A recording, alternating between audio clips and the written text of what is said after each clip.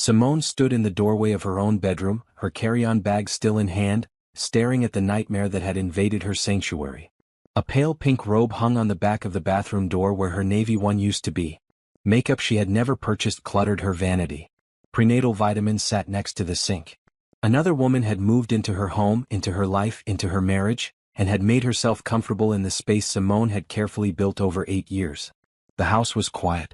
Trevor's car sat in the driveway next to an unfamiliar silver sedan. Simone's red business suit felt too tight suddenly, constricting around her chest as she tried to breathe normally.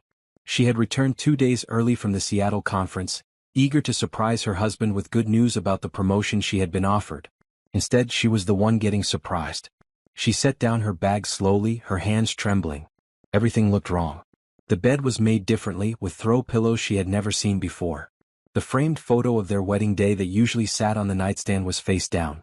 In its place stood a sonogram image in a cheap plastic frame. Simone picked up the sonogram with shaking fingers. 20 weeks along. The date stamp showed it had been taken just 5 days ago. She calculated backward in her mind, her stomach turning. 5 months.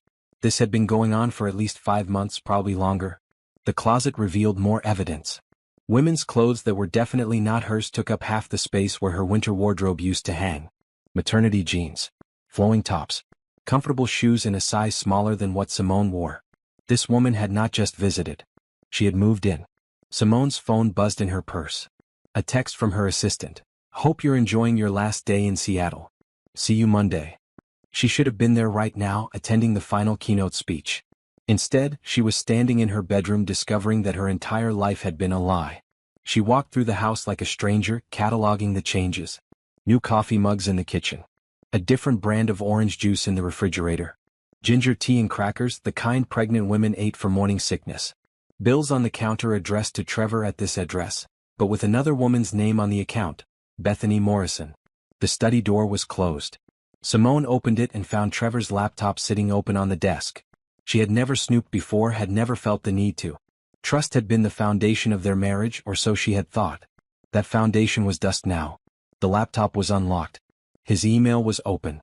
Simone sat in the leather chair she had given him for his last birthday and began to read. The messages went back 9 months. Bethany had started as a client of Trevor's consulting firm, requesting meetings, asking for advice. The emails were professional at first, then friendly, then flirtatious. By month 3 they were explicit. By month 5, Bethany was writing about their future together, about the family they would have, about how soon Trevor would leave his wife. She doesn't understand you like I do, Bethany had written. She's always working, always traveling. I'll make you the center of my world. Our baby will make you happy in ways she never could. Our baby. The words hit Simone like a physical blow. This was not some accident, some moment of weakness. This was planned. Deliberate. A calculated takeover of her husband and her life. Simone printed the emails. All of them. The printer hummed in the quiet house, producing page after page of evidence. She would need this. She already knew she would need every piece of proof she could gather. A noise from upstairs made her freeze. Footsteps. Water running. Someone was in the master bathroom taking a shower. In her bathroom. Using her water. Simone felt rage and grief collide in her chest, but she forced herself to remain calm. She gathered the printed emails, slipped them into her laptop bag and walked quietly back to the bedroom. The bathroom door was open now. Steam drifted out. Simone could hear humming, cheerful and unconcerned. She stood in the doorway and waited. The woman who emerged was younger than Simone had expected. Mid-20s perhaps. Long dark hair, porcelain skin, a rounded belly visible beneath the pink robe. She stopped when she saw Simone, and for a moment neither woman spoke. Then Bethany smiled. Actually smiled. Oh, she said, her voice bright and unbothered. You're back early. Trevor said you wouldn't be home until Sunday. Simone stared at her. The casual tone. The complete lack of shame or fear. This woman was standing in Simone's bathroom, wearing Simone's robe, carrying another man's child, and she had the audacity to sound annoyed about the timing. Get out of my house, Simone said quietly. Bethany laughed, actually laughed, and placed a protective hand on her belly. Your house. I think you're confused. Trevor asked me to move in 2 months ago. This is my home now. I'm having his baby. You're the one who needs to leave. The words were so absurd, so disconnected from reality, that Simone almost laughed herself. But there was something in Bethany's eyes, a cold calculation that told Simone this woman genuinely believed she had won something. "Where is Trevor?" Simone asked. "At the store getting me pickles and ice cream. The baby has been craving it all day." Bethany moved past Simone into the bedroom and sat on the bed, completely at ease. "Look, I know this is awkward, but we're all adults here. Trevor and I are in love. I'm giving him something you couldn't give him. A family. A child. Someone who actually appreciates him instead of choosing a career over him." Simone felt her nails dig into her palms. "You know nothing about my marriage." "I know enough. I know he's been unhappy for years. I know you're never here. I know he deserves better than a wife who treats him like an afterthought." Bethany stood and walked to the vanity, beginning to apply lotion to her arms. "He would have told you himself, but you're always so busy. This is better anyway. Clean break. You can go focus on your precious career, and Trevor and I can build our family." The sound of the garage door opening made them both turn. Trevor was home. Simone heard him call out, "Bethany? I got 3 kinds of pickles because I wasn't sure which one you wanted." His footsteps on the stairs. His voice getting closer. "I also grabbed that ginger ale you like and some of those cookies." He appeared in the doorway and stopped dead. The grocery bags slipped from his hands, pickles and cookies scattering across the floor. "Simone," he breathed. "You're home." She looked at her husband. His face had gone pale. His hands were shaking. He looked between her and Bethany like a trapped animal seeking escape. "I can explain," he started. "Don't bother," Simone said. She picked up her carry-on bag from where she had left it in the hallway. "I'll be back tomorrow with a lawyer to discuss how we're dividing everything. In the meantime, enjoy your new life." "Simone, wait please." Trevor reached for her arm, but she stepped back. "Don't touch me. Don't call me. Don't text me. Talk to my lawyer." She walked down the stairs, her head high, her back straight. Behind her, she heard Bethany's voice, sweet and victorious. "Let her go, baby. We don't need her anymore. We have each other and our baby. That's all that matters." Simone made it to her car before the tears came. She sat in the driver's seat, gripping the steering wheel, and let herself feel the full weight of the betrayal for exactly 5 minutes. Then she wiped her eyes, started the engine, and drove to her sister's house. This was not over. This was just beginning. And Bethany Morrison had made a terrible mistake thinking she had won anything at all. Simone spent the weekend at her sister Nicole's house, barely sleeping, barely eating. Nicole brought her green tea and listened without judgment as Simone poured out the whole story. By Monday morning, Simone had made 3 decisions. File for divorce immediately, hire the best lawyer money could buy, and never let them see her broken. She put on a crisp blue blazer and matching skirt, applied her makeup with care, and went to work as if her world had not just imploded. Her colleagues congratulated her on the promotion. She smiled and thanked them and focused on her job like her life depended on it. Because in many ways it did. Trevor called 17 times that day. She blocked his number. He sent emails. She filtered them straight to trash. He showed up at her office building, but security turned him away when she told them she did not wish to see him. She would communicate through lawyers now. That was the only language she would speak. On Tuesday afternoon, Bethany called. Simone almost didn't answer the unknown number, but something told her to pick up. "We need to talk," Bethany said, her voice dripping with false sweetness. "Woman to woman. We have nothing to discuss." "Oh, I think we do.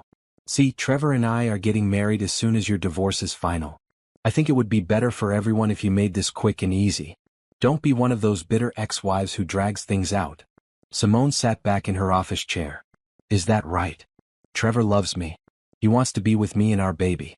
Fighting it will just make you look pathetic. Sign the papers, take your half, and move on with dignity." Bethany paused. "I'm trying to be nice here. I could make things very difficult for you if I wanted to." "How would you do that?" "People talk. I know everyone in Trevor's social circle now. His business partners. His family. They all know about the baby. They know he's been unhappy with you for years. If you make trouble, I'll make sure everyone knows exactly what kind of wife you were. Cold. Distant. Career-obsessed. Is that really how you want to be remembered?" Simone felt a cold calm settle over her. "Are you threatening me? I'm giving you a reality check. This is my life now. My home. My man. My family. You're the past. Accept it or don't, but either way, I'm not going anywhere." "We'll see about that," Simone said softly and hung up. She sat staring at her computer screen for a long moment. Then she picked up her phone and called Nicole. "I need the name of that lawyer you used when you bought your business," Simone said.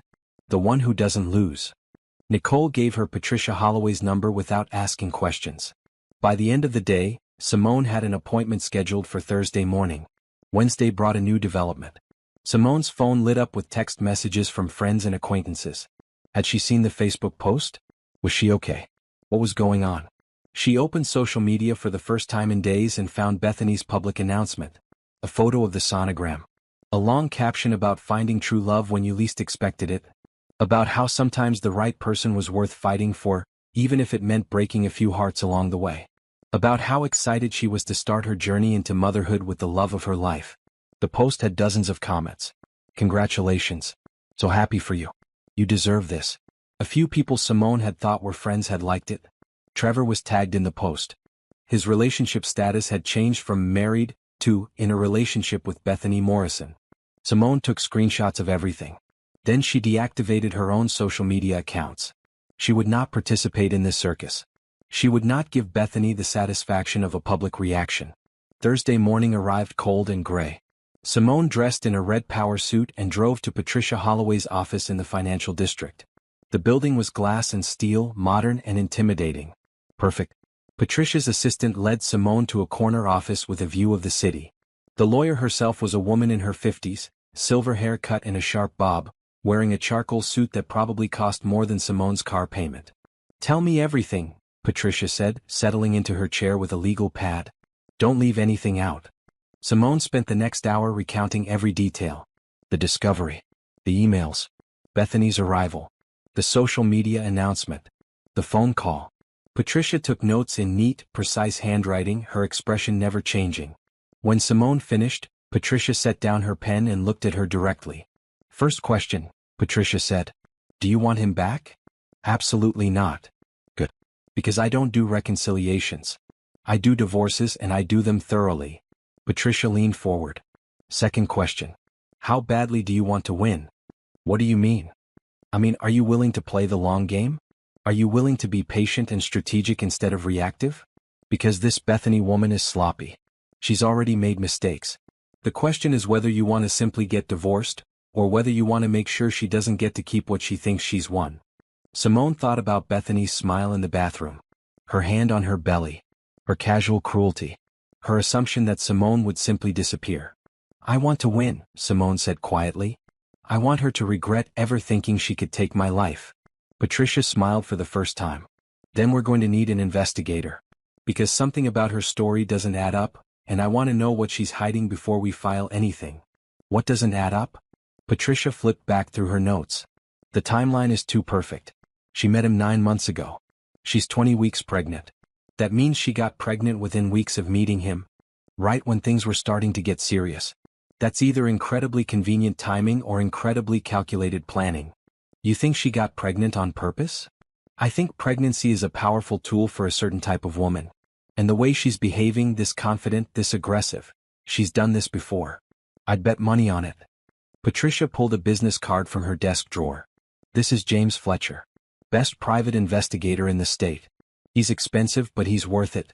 I want him to dig into Bethany Morrison's background. Every job. Every relationship. Every address. If she's lying about anything, he'll find it. Simone took the card. How long will this take? A few weeks, maybe a month. In the meantime, we're going to secure your assets, document everything, and make sure Trevor can't make any major financial decisions without your knowledge. You said you have joint accounts? Most of them, yes. We're separating those today. Open new accounts in your name only. Move half of everything into them. Document every penny. Get copies of all financial statements, tax returns, property deeds, everything. If Trevor has been supporting this woman, I want to know where the money came from. Simone felt a weight lift from her shoulders. For the first time since Friday, she felt like she had some control. What about the house? Don't move back in. Stay with your sister or get a short-term rental. If you move back in, it becomes a fight over who has to leave. If you stay out, we can use it as leverage later. Let him live there with his pregnant girlfriend. Let the neighbors see. Let his family see. The optics are terrible for him. Good, Simone said. I want everyone to see exactly who he is. Patricia walked her through the next steps. File a petition for legal separation immediately. Serve Trevor through a process server. Begin gathering financial documents. Contact James Fletcher before the end of the day. As Simone stood to leave, Patricia stopped her at the door. One more thing, the lawyer said. This woman is going to keep pushing. She's going to try to provoke you into doing something stupid. Don't take the bait. Don't confront her. Don't argue with her. Don't respond to her calls or texts. Let her think she's winning. People get careless when they think they've already won. Simone nodded. I can do that. I believe you can. Call me after you talk to James. Simone left the office feeling clearer than she had in days. She had a plan now. A strategy. She was not going to be the discarded wife who disappeared quietly. She was going to be the woman who fought back intelligently. She called James Fletcher from her car. His voice was gruff but professional. He could meet her tomorrow, Friday afternoon. She agreed immediately. That evening, Nicole helped her set up a new bank account and begin the process of separating her finances. They worked through dinner, spreadsheets and statements covering the dining table. I'm proud of you, Nicole said, reaching across to squeeze Simone's hand. You're handling this better than most people would. I'm dying inside, Simone admitted. But I'm not going to let them see it. I'm not going to give her that satisfaction. She's going to regret this, Nicole said fiercely. When you're done with them, they're both going to wish they had never met each other. Simone looked at her reflection in the dark window. Red suit. Determined eyes. She barely recognized herself, but she liked this version better. This version was not someone you could betray and expect to get away with it. Yes, she said softly. They will. Friday afternoon brought rain and gray skies. Simone met James Fletcher at a coffee shop downtown, a neutral location where they could talk without interruption. He was a compact man in his early 50s, wearing a brown jacket and carrying a worn leather messenger bag. His handshake was firm, his eyes sharp and assessing. Patricia speaks highly of you, he said as they settled into a corner booth. Says you're looking for answers about Bethany Morrison. Everything you can find, Simone confirmed. I want to know who she really is. James pulled out a notebook and pen. Give me everything you know about her. Full name, approximate age, where she's from, how she met your husband, anything she's told him about her background. Simone recounted what she had learned from Trevor's emails and Bethany's social media. Bethany claimed to be 26 years old. She had told Trevor she was from Ohio originally, had moved to the city 3 years ago for work. She said she worked in marketing but was vague about which company. She had no family that she mentioned, claimed her parents had died in a car accident when she was young, said she had been raised by an aunt who had since passed away. James wrote it all down, his expression neutral. Any friends? Anyone she talks about from her past? Not that I've seen. Her social media only goes back 18 months. Before that, nothing. That's interesting, James said, underlining something in his notes. Most people have digital footprints that go back years. Photos from high school, college posts, old relationships. If hers only goes back 18 months, she either created a new identity or scrubbed her old one. Why would she do that? Lots of reasons. None of them good. He looked up at her. What about financial information? Do you know if Trevor has been supporting her? I found credit card statements at the house. Restaurants I've never been to. Jewelry stores. A furniture purchase for over $3,000. All in the last 4 months. Good. Give me copies of those if you can. I want to see the pattern of spending. James flipped to a new page. Now, tell me about the pregnancy. Does Trevor believe the baby is his? She told him it was. She showed him the sonogram. But you have doubts. Simone hesitated. The timing seems very convenient. She gets pregnant right when their affair is getting serious. Right when he would feel obligated to leave me. Trust your instincts. Women who use pregnancy to trap men usually have practice. This might not be her first time. James closed his notebook. Here's what I'm going to do. I'm going to run a comprehensive background check. Every database I have access to. Criminal records, civil suits, marriage licenses, divorce records, employment verification, credit history, property records. If she's lied about anything, I'll find it. How long will it take? Initial results in a week. Full report in 2 to 3 weeks. I'll call you the moment I find anything significant. He studied her face. How are you holding up? The question surprised her. She had not expected kindness from this hardened investigator. I'm managing, she said. This is the worst part, he told her. The not knowing. The waiting. Once we have information, you'll feel more in control. Trust the process. Simone left the meeting feeling both hopeful and anxious. A week felt like an eternity. But she had waited this long. She could wait a little longer. The weekend passed slowly. Simone threw herself into apartment hunting, determined to find her own place instead of staying indefinitely with Nicole. She found a beautiful two-bedroom in a modern building, top floor, with floor-to-ceiling windows and a balcony overlooking the city. It was more expensive than she had planned, but something about the brightness and openness called to her. She signed the lease on Sunday. Monday brought the legal separation papers. Patricia's office had them prepared and ready to file. Simone reviewed every page carefully before signing. The division of assets was clearly laid out. The house would be sold and profits split. Retirement accounts divided. No spousal support in either direction. Clean and final. When do we serve him? Simone asked. Today, Patricia said. I have a process server standing by. Where will Trevor be this afternoon? At his office. He usually works late on Mondays. Perfect. Expect some calls tonight. He's going to be upset. Simone blocked Trevor's number again just to be safe. She did not want to hear his excuses or his pleas. She wanted him to understand that this was real and irreversible. The call came from Nicole instead that evening around 7. Trevor just showed up at my door, Nicole said. He's crying. Begging me to get you to talk to him. What do you want me to do? Tell him to leave or you'll call the police. Tell him to talk to his lawyer if he has questions. Tell him I have nothing to say to him.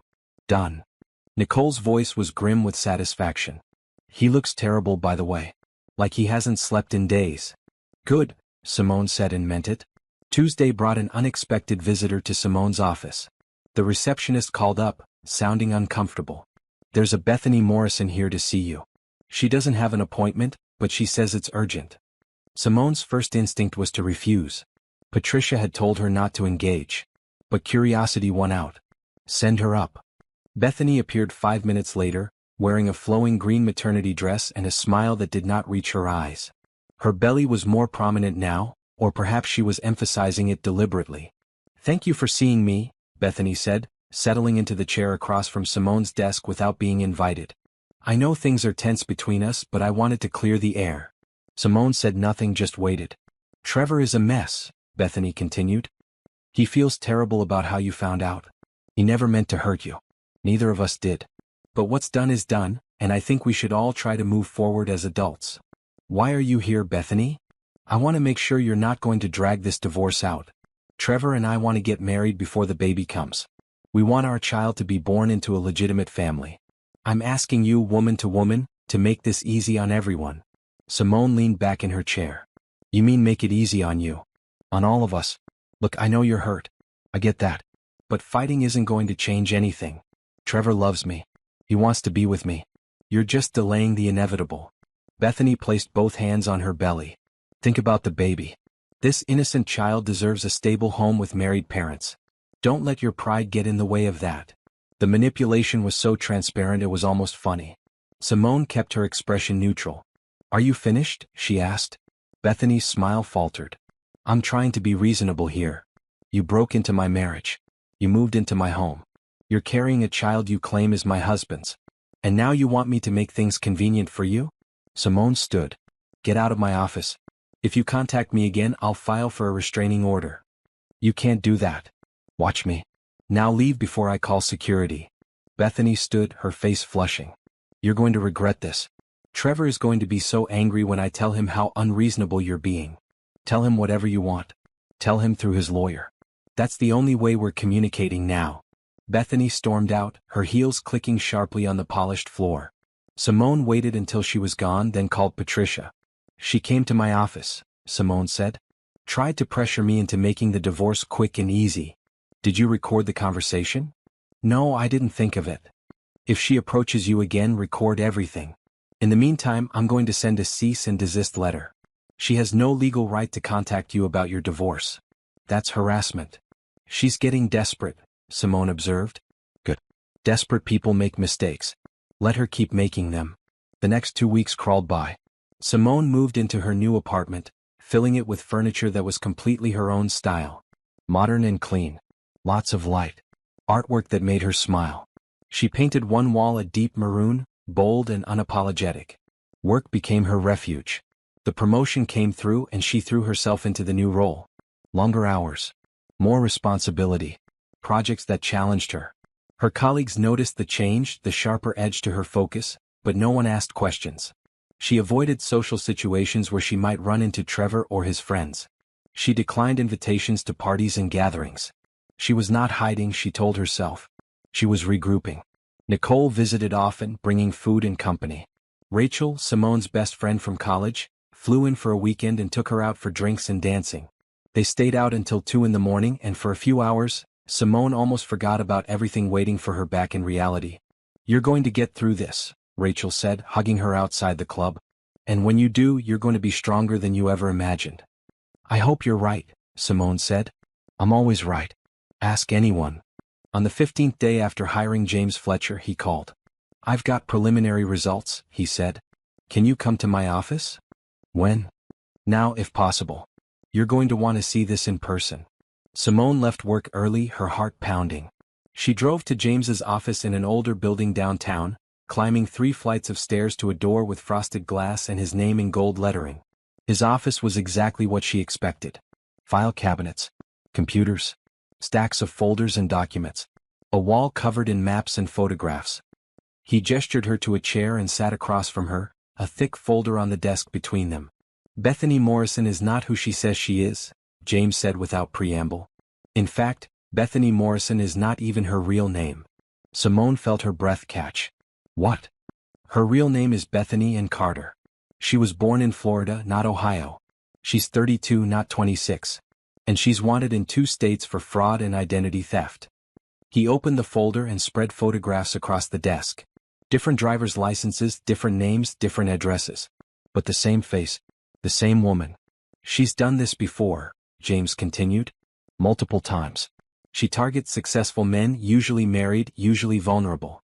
She gets pregnant, demands they leave their wives, drains their bank accounts, and disappears before anyone can catch her. She's left a trail of bankruptcies and restraining orders across 3 states." Simone stared at the photographs. "How many men?" "That I can confirm? But I suspect there are more." He pulled out another set of documents. "She's also currently married. Legal ceremony in Nevada 3 years ago. Never divorced. Which means anything she does with Trevor would be bigamy. Does Trevor know any of this?" "I doubt it. She's good at creating believable backstories. The whole dead parents thing? Complete fiction. Her mother is alive and well in Tampa. Her father is serving time in a federal prison for embezzlement. The aunt who supposedly raised her never existed." Simone felt numb. "What about the baby?" James's expression grew serious. "That's where it gets interesting. I pulled hospital records from her previous cities. She's claimed to be pregnant at least 3 times before. One ended in a supposed miscarriage right after the man gave her money. One was never verified at all. The third, the baby wasn't his." "How do you know?" "Because the actual father filed a lawsuit when he found out she'd been telling multiple men they were the father while collecting money from all of them. The case was settled out of court, but the records exist." Simone's mind was racing. "So the baby might not be Trevor's." "There's a very good chance it's not. Or there might not even be a baby. Some of these sonogram images can be faked. You can buy them online. Unless Trevor has been to a doctor's appointment with her and seen medical records, he's just taking her word for it." "He hasn't mentioned going to any appointments," Simone said slowly. "He complained once in an email that she always scheduled them during his work hours. Because she doesn't want him there. She wants to control the narrative." James pulled out more documents. "I've also tracked her financial activity. Credit cards in different names. Bank accounts she opens and empties. She's methodical. This is her job, essentially. She finds wealthy men, manipulates them, takes their money, and moves on." Simone felt sick and vindicated at the same time. "What do we do with this information?" "That's up to you and Patricia. But I'd suggest waiting until you have everything before you reveal what you know. Right now, she thinks she's gotten away with it. She thinks she's won. Let her keep thinking that while we gather every piece of evidence we can. Then we expose everything at once. In court. In front of Trevor. In front of everyone. How long will that take?" "Another week, maybe 2. I want to verify the current husband situation. I want copies of the fraud charges. I want financial records showing where all of Trevor's money has been going. By the time I'm finished, we'll have an airtight case." Simone stood, her legs shaky. "Thank you, James. This is more than I hoped for." "One more thing," he said, stopping her at the door. "Be careful. Women like Bethany don't take kindly to being exposed. When she realizes what's happening, she might get dangerous. Not physically but in other ways. She'll try to control the narrative, play the victim, turn people against you. Don't give her ammunition. I'll be careful, Simone promised. She left his office and sat in her car for a long time, processing everything she had learned. Bethany was a con artist. A professional liar. The pregnancy might be fake. The baby might not even be Trevor's. And Trevor had fallen for all of it. Part of her wanted to call him right now, to tell him what a fool he had been. But Patricia's advice echoed in her mind. Let them think they're winning. People get careless when they think they've already won. So instead, she drove home to her bright new apartment, poured herself a glass of wine, and began planning exactly how she would destroy them both. James Fletcher called Simone at 7 in the morning, exactly 9 days after their last meeting. She was in her apartment, drinking coffee and preparing for work when her phone rang. "I've got something you need to see immediately," he said. "Can you come to my office before work? I'll be there in 30 minutes. She dressed quickly in a navy suit and drove through morning traffic, her mind spinning with possibilities. What had James found that was urgent enough to call this early? His office was already bustling when she arrived. 2 assistants were working at computers and James was on the phone, gesturing animatedly. He waved her into his private office and finished his call. "Sorry about the early hour," he said, spreading a new set of documents across his desk. "But this couldn't wait. I found Bethany's current husband." Simone sat down hard. "You're certain?" "Absolutely. His name is Robert Finch. They got married in Las Vegas 3 years ago. It was his 3rd marriage, her 2nd that I can confirm. The marriage license is public record." He pushed a photograph across the desk. "This is Robert. He's a real estate developer in Arizona. Worth about $7 million. The man in the photo was in his 50s, distinguished looking, wearing an expensive suit. I spoke with him yesterday," James continued. "Once he understood why I was calling, he had a lot to say about Bethany. Such as, she drained $200,000 from his accounts before he caught on. She claimed to be pregnant with his child. He believed her, started making plans to set up a trust fund for the baby. Then one day he came home early and found her packing to leave. No baby. Never was. She had been taking hormone shots to fake pregnancy symptoms, padding her clothes, using someone else's sonogram pictures." Simone felt cold. Did he press charges? He tried. But she disappeared before the police could find her. He's had a warrant out for her arrest for 2 years. She changes names, changes cities, always stays one step ahead. James pulled out another file. "But here's the thing that's going to help you. Robert Finch wants his money back. When I told him Bethany was in this city, targeting another man, he was very interested in cooperating." "Cooperating how?" "He's willing to testify. He's willing to provide financial records showing how much she stole. He's willing to do whatever it takes to see her prosecuted. And he has proof that she's still legally married to him, which makes anything she does with Trevor invalid." Simone's mind raced. "Does Trevor know she's married?" "I doubt it. Robert says she told him she was a widow. Clean slate. No past. Same story she's probably told Trevor. How many lies can one person tell? You'd be surprised. I've been doing this for 23 years and Bethany is one of the most skilled con artists I've encountered. She's patient. She builds relationships. She studies her targets and tells them exactly what they want to hear."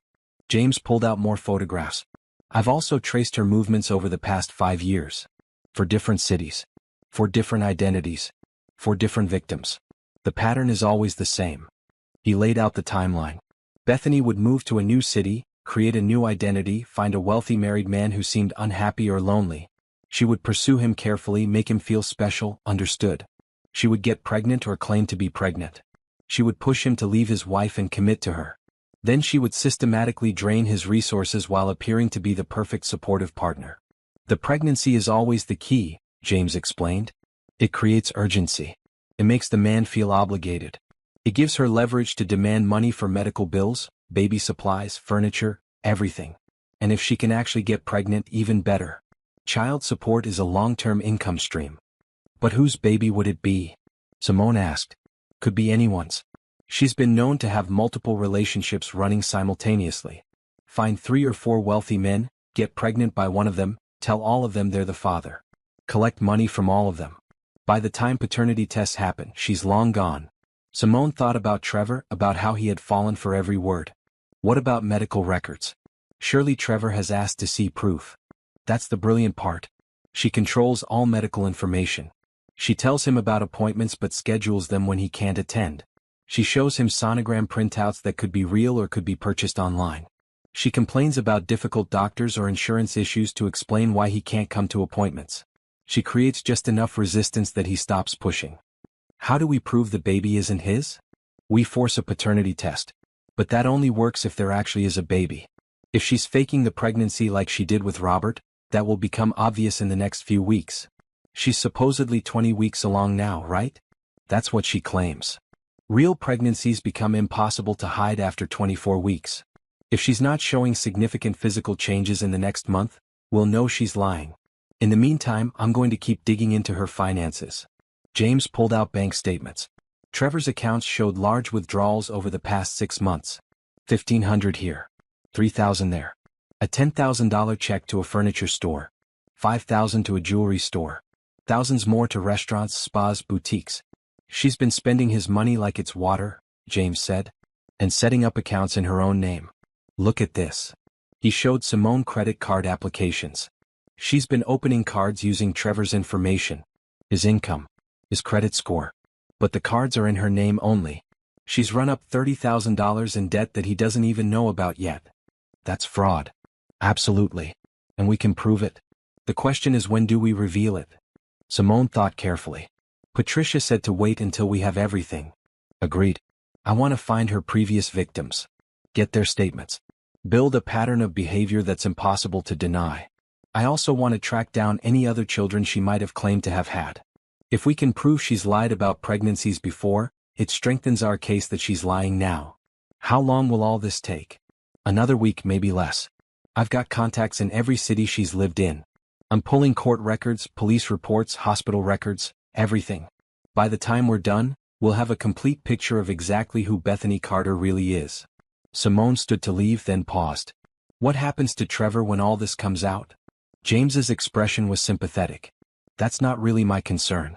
But if you're asking if he'll face consequences, probably. Financial consequences for certain. Legal consequences possibly, depending on how much he knew or should have known. And personal consequences definitely. This will destroy his reputation. Good, Simone said quietly. She left the office and sat in her car, staring at the documents James had copied for her. Page after page of evidence. Lies upon lies upon lies.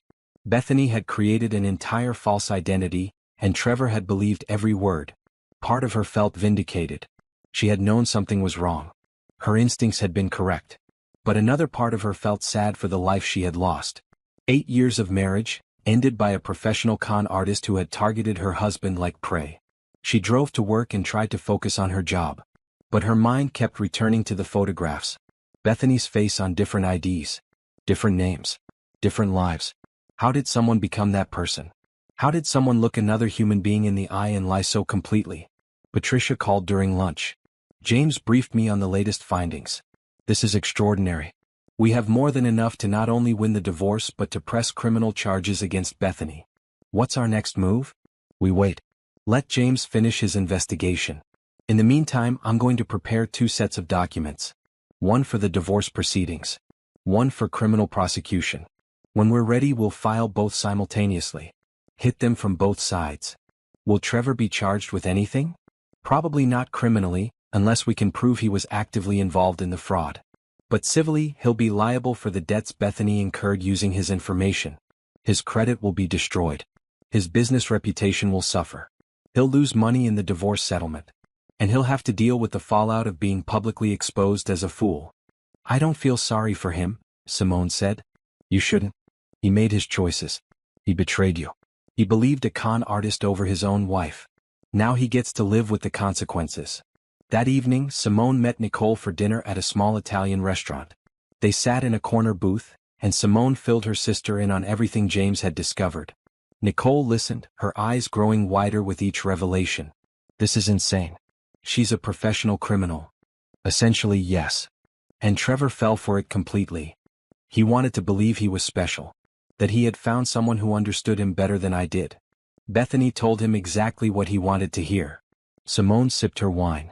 Part of me wants to call him right now and tell him what an idiot he's been. But you're not going to. No. Because the longer he believes her, the worse he looks when the truth comes out. Let him plan his future with her. Let him tell everyone about the baby. Let him make a complete fool of himself. Then we'll pull the rug out. Nicole raised her glass. To revenge served cold. To justice, Simone corrected. I'm not doing this to hurt him.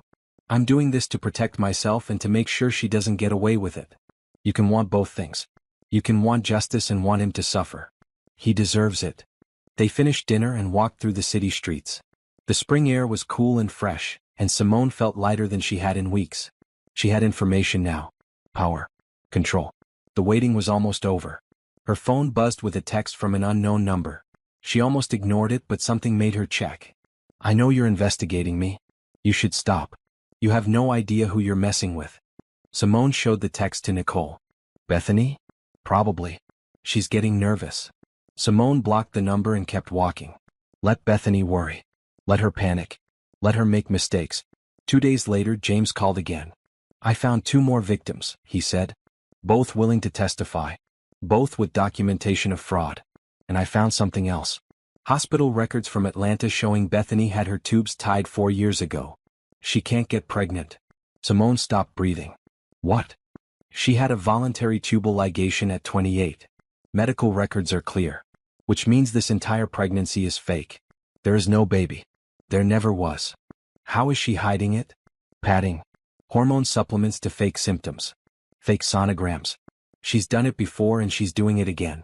In about 4 to 6 weeks, she'll claim to have a miscarriage.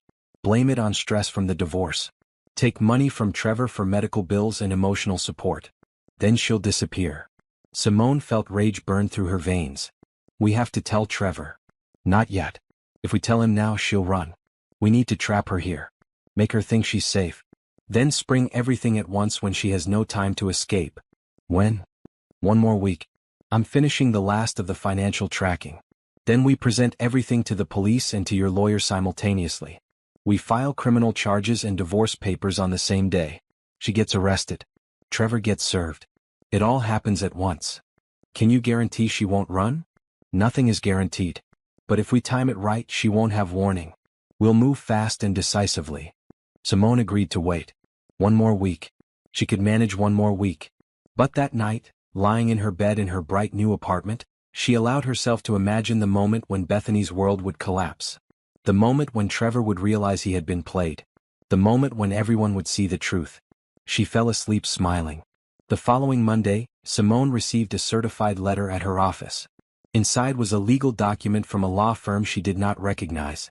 Bethany had hired an attorney and was suing Simone for harassment and emotional distress. The claims were absurd.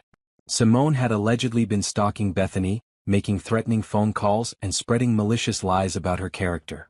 The lawsuit demanded $50,000 in damages and a restraining order preventing Simone from coming within 500 feet of Bethany or her residence. Simone called Patricia immediately. It's an intimidation tactic, Patricia said after reviewing the document. She's trying to scare you into backing off. The claims are baseless. No judge will grant this. But we need to respond formally. How? I'll file a motion to dismiss and a countersuit for malicious prosecution. But this tells us something important. She knows we're investigating her. She's trying to create a legal barrier. How would she know? Someone talked. Or she's just paranoid. Either way, she's feeling threatened. That's good for us. Scared people make mistakes. Patricia was right. Over the next 3 days, Bethany's behavior became increasingly erratic.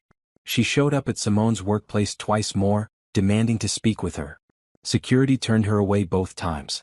She left rambling voicemail messages on Simone's work phone, alternating between threats and tearful pleas.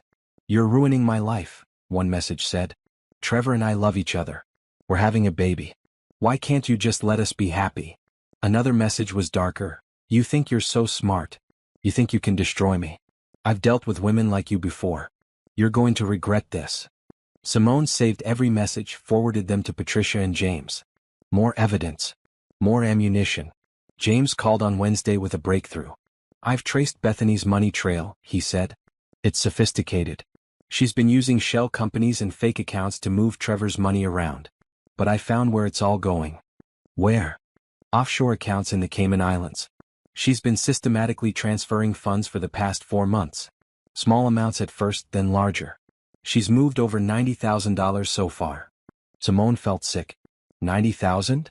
From Trevor's business accounts, his personal savings, credit cards she opened in his name. She's been bleeding him dry while making it look like normal expenses. Furniture. Medical bills. Baby supplies. All fake purchases with the money going straight to her accounts. Can we get it back? That's complicated. International financial law is tricky. But we can certainly prosecute her for theft and fraud. The paper trail is clear. James paused. There's more. I found the real estate developer from Arizona, Robert Finch. He's flying in this weekend to meet with us and the police. He's bringing all his documentation. This weekend? Saturday morning. Patricia will be there. The district attorney's office will be there. We're building a criminal case against Bethany. Multiple counts of fraud, identity theft, money laundering. This isn't just a divorce anymore, Simone. This is a major criminal investigation. Simone sat back in her chair, processing. Part of her had wanted simple revenge. But this had become something bigger. Bethany had hurt multiple people, stolen hundreds of thousands of dollars, destroyed lives. She deserved to face real justice. What do you need from me? She asked. Keep doing what you're doing. Document everything. Save every message, every voicemail, every text. If she approaches you again, record it if you can. We need evidence of her current behavior to establish a pattern. Friday afternoon brought another development.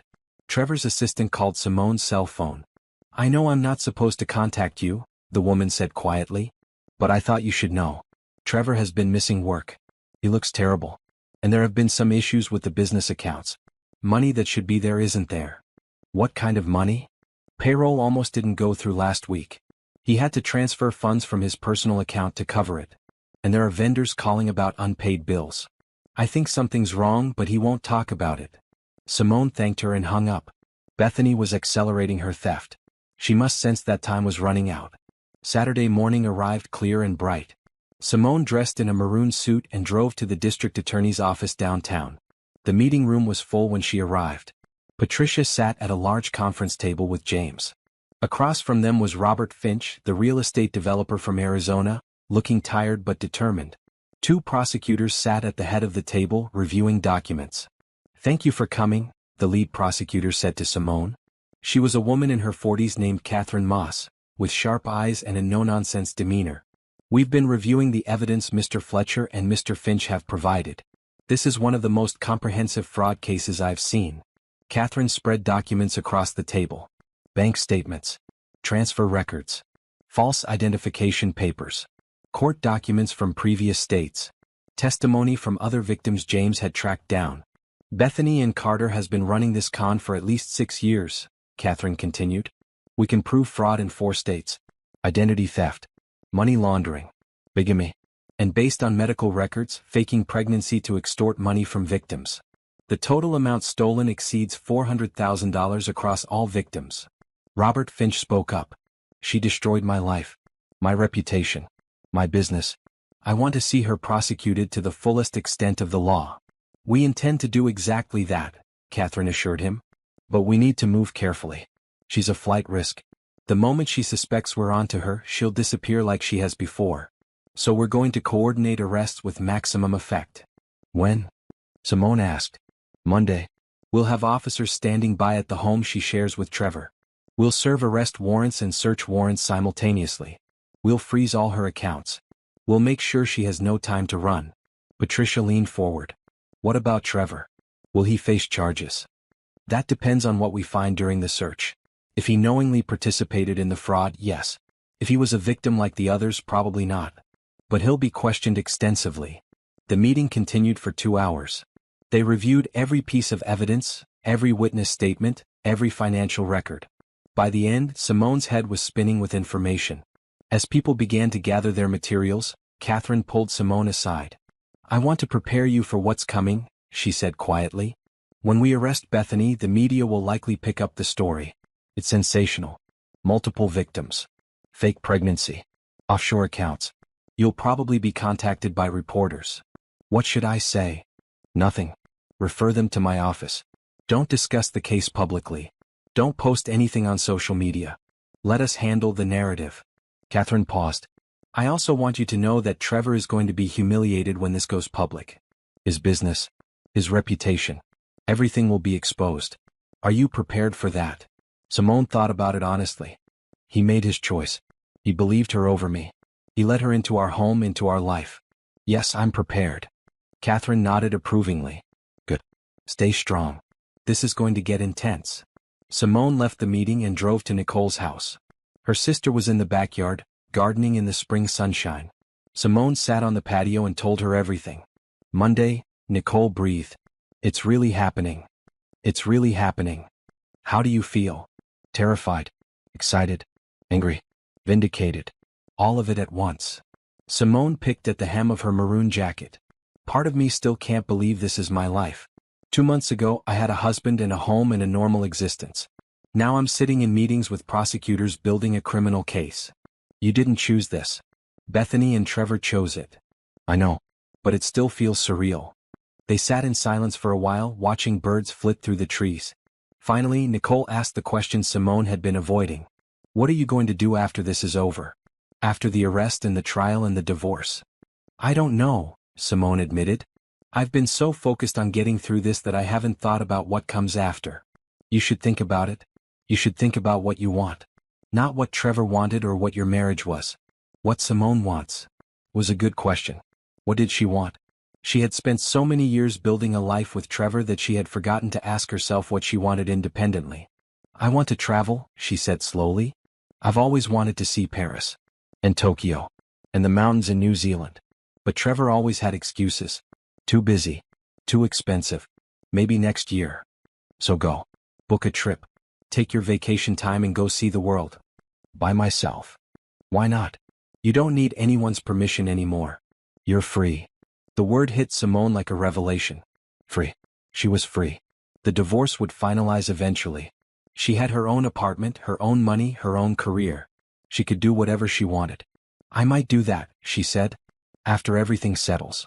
I might take a month and just travel. Good. You deserve it. Sunday passed quietly. Simone cleaned her apartment, went for a long run, tried to keep her mind occupied. She did not sleep well that night, knowing what Monday would bring. At 6 a.m, her phone rang. James Fletcher. It's happening now, he said. Police are at the house. They're executing the warrants. Simone sat up in bed, her heart pounding.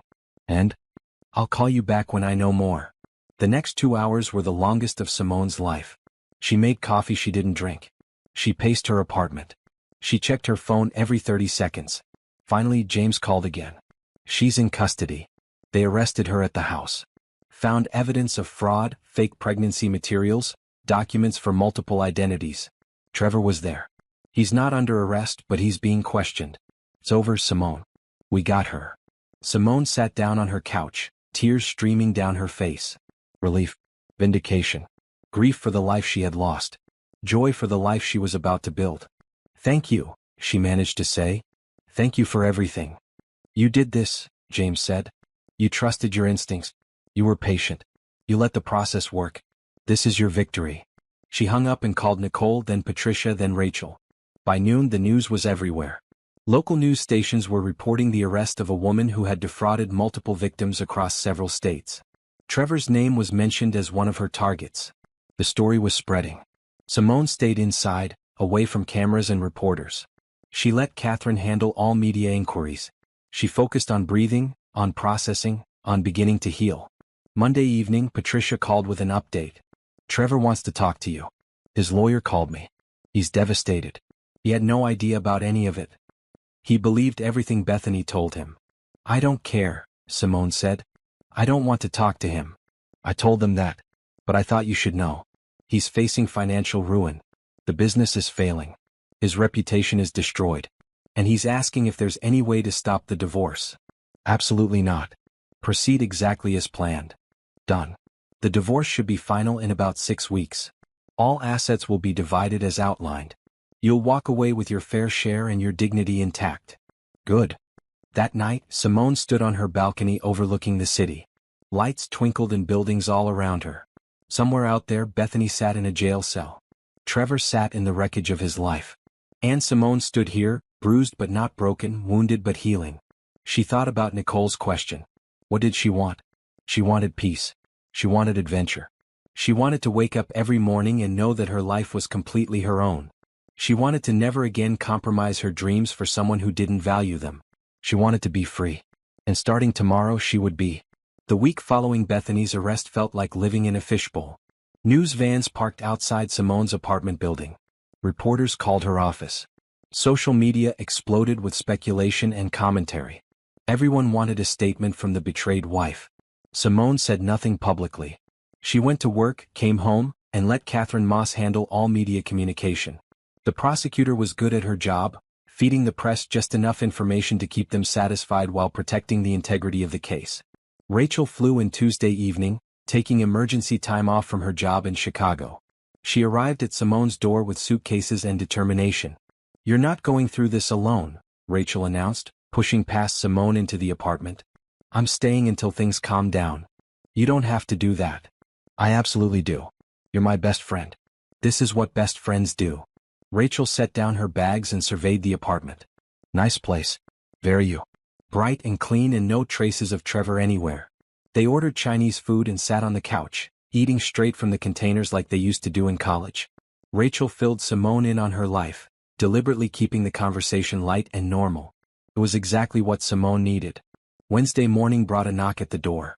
Nicole stood there with bagels and coffee, looking determined. "Family breakfast meeting," she announced. "Rachel called me. We're forming a support team." The three women sat around Simone's small dining table, strategizing like generals planning a campaign.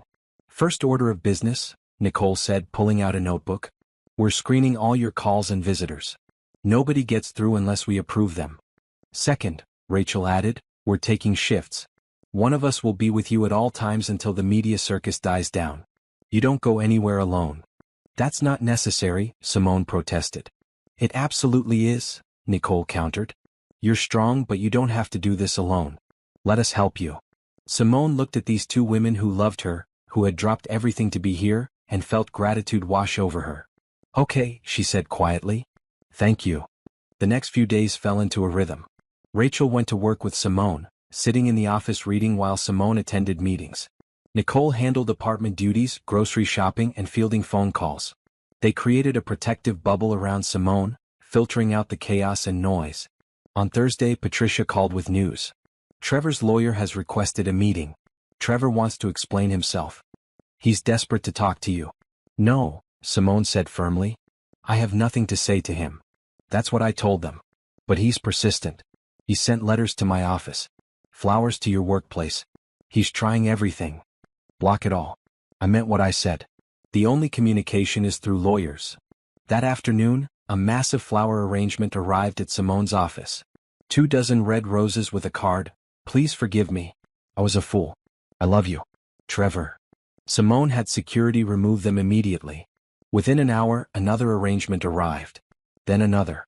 By the end of the day, 6 different flower deliveries had been sent back. "He's not getting the message," Rachel observed that evening. "Or he's getting it and refusing to accept it," Nicole said. "Some men can't handle rejection." Simone's phone buzzed. A text from an unknown number. "I know you're behind this. You set me up. You're going to pay for destroying my life." She showed it to Nicole and Rachel. "Bethany?" Rachel guessed. "Probably from jail. They get phone privileges." Simone blocked the number. "Let her threaten.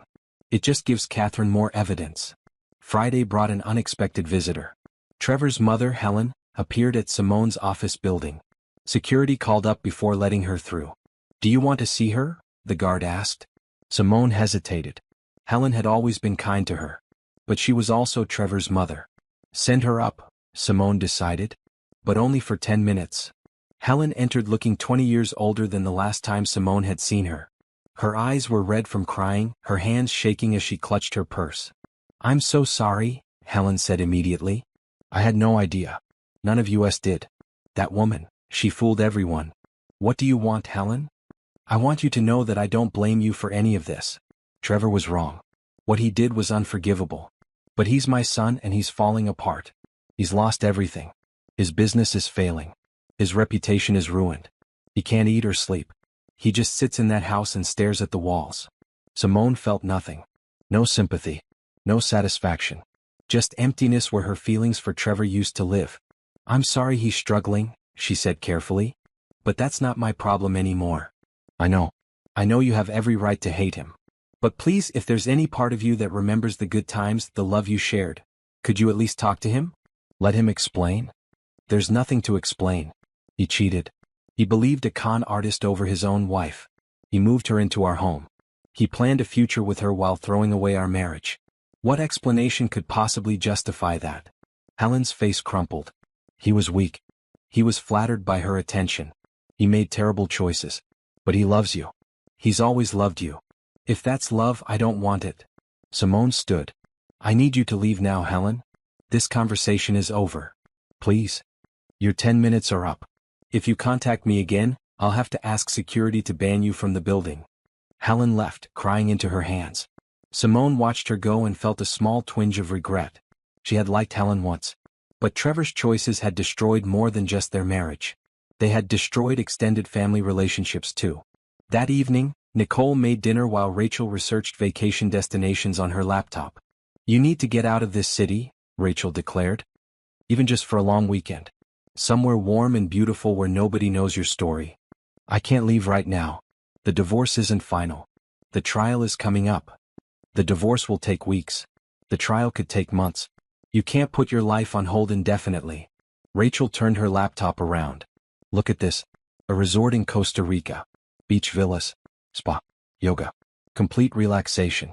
We could go next weekend."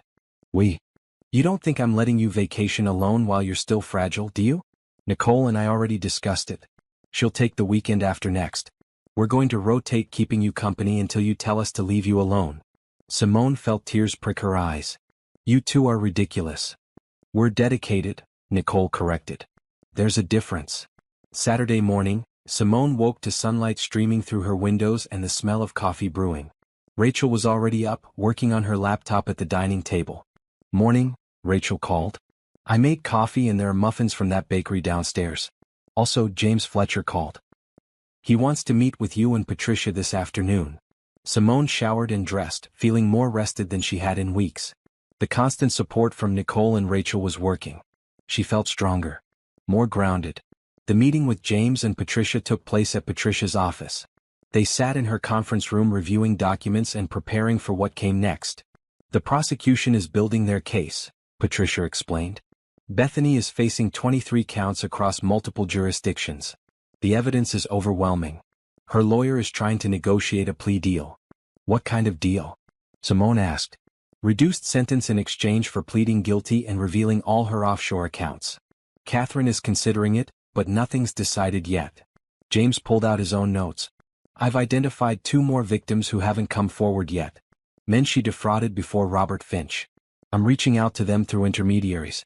If they're willing to testify, it strengthens the case even more." "What about Trevor?" Simone asked.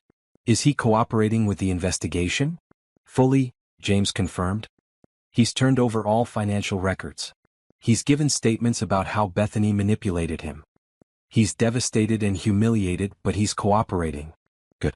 He should be humiliated." Patricia gave her an approving look. "The divorce proceedings are moving forward smoothly. Trevor hasn't contested anything. He's agreeing to all our terms. The house will go on the market next week. You'll get your share of all assets. It should be finalized within a month. And then I'm free. Completely free." The meeting ended with action items for everyone. James would continue tracking Bethany's financial trail. Patricia would finalize divorce paperwork. Simone would prepare herself for possible testimony at trial. She left the office feeling productive and purposeful. For so long she had felt like a victim. But now she felt like something else. A survivor. A fighter. Someone who had faced betrayal and come out stronger. That evening, Rachel surprised her with dinner reservations at an expensive restaurant downtown. They dressed up, Simone in a stunning green dress she had bought but never worn, Rachel in sleek black. "We're celebrating," Rachel announced as they were seated at a table with a view of the city lights. "Celebrating what?" "Your strength. Your resilience. Your refusal to let them destroy you. That's worth celebrating." They ordered wine and appetizers and main courses. They laughed and talked about everything except Trevor and Bethany. They remembered college adventures and made plans for future travels. For a few hours, Simone felt like her old self again. Or maybe a new self. Someone stronger than before. As they left the restaurant, Simone's phone buzzed. A text from Catherine Moss. Bethany accepted the plea deal. She's pleading guilty to all charges. Sentencing in 6 weeks. You won't have to testify. Simone showed the message to Rachel. It's over, Rachel breathed. The criminal case is over. She's going to prison.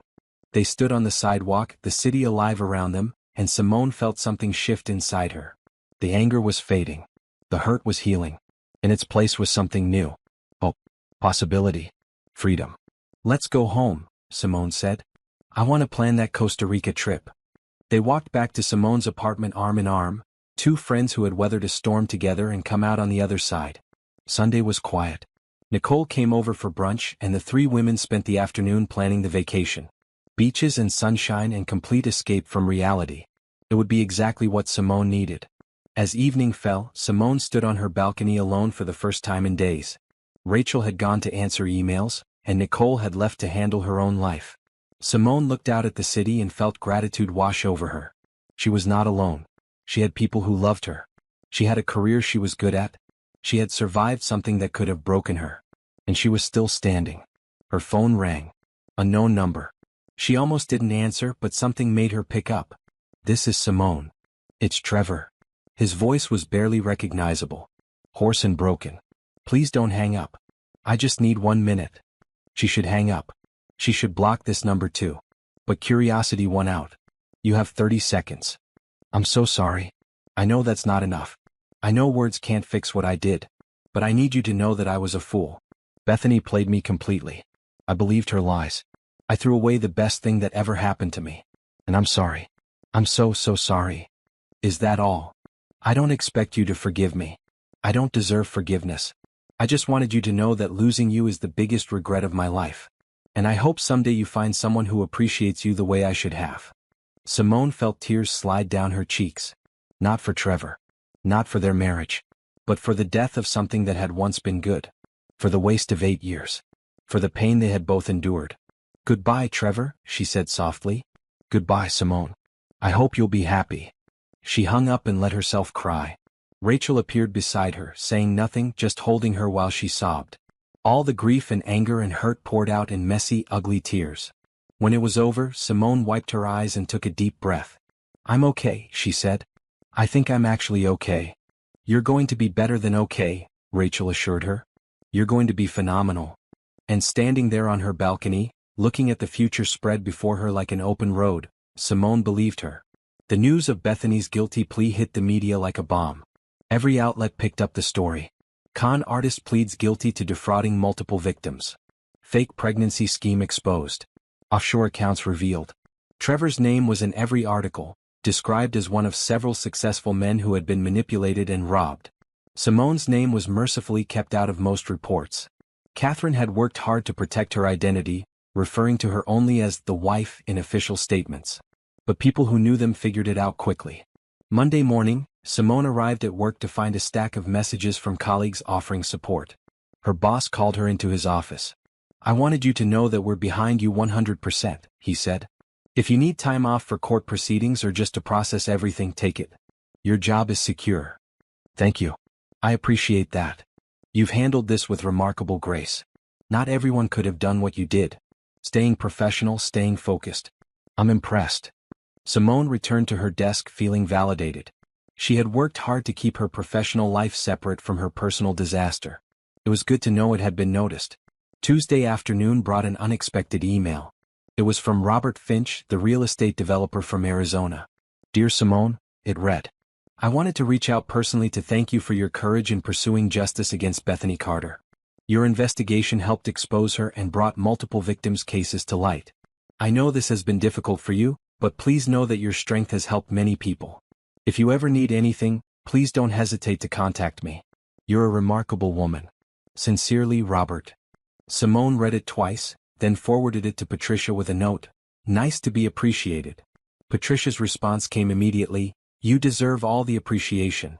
You've been a model client. Strong, smart, and patient. The divorce should be final by the end of next week. Then you can close this chapter completely. Wednesday brought the official announcement. Bethany had been sentenced to 12 years in prison for fraud, identity theft, and money laundering across 4 states. She would serve at least 8 years before being eligible for parole. All her assets had been seized and restitution would be paid to her victims. The news showed footage of Bethany being led into court in an orange jumpsuit, her hands cuffed, her head down. She looked nothing like the confident woman who had stood in Simone's bathroom claiming victory. She looked small and defeated. Simone watched the footage once, then turned off the television. She felt no joy in Bethany's downfall. No satisfaction in her imprisonment. Just a quiet sense of justice being served. Thursday was the house closing.